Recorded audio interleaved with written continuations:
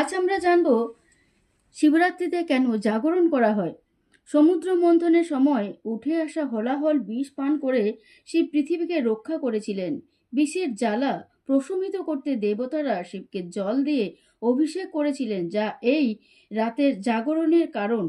শিবরাত্রি বা মহাশিবরাত্রি ফাল্গুন মাসে কৃষ্ণপক্ষের চতুর্দশীতে পালিত দেবাদিদেব শিবের আরাধনায় পবিত্র রাত্রি, যা প্রধানত শিব পার্বতীর বিবাহ, শিবের তাণ্ডব নৃত্য এবং নীলকণ্ঠ রূপে ধারণের হলাহল বিষ পান ঘটনাকে স্মরণ করে উদযাপন করা হয়।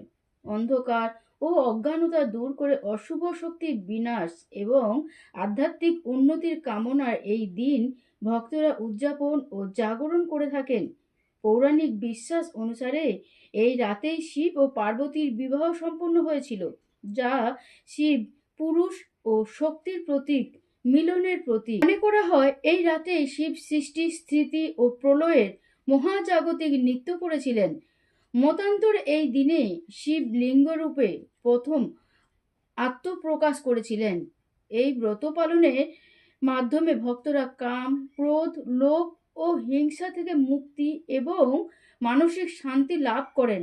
শিবের প্রিয় এই দিনটি নিশুতি রাতে জল, দুধ ও বেলপাতা দিয়ে শিবলিঙ্গের অভিষেক করা হয়।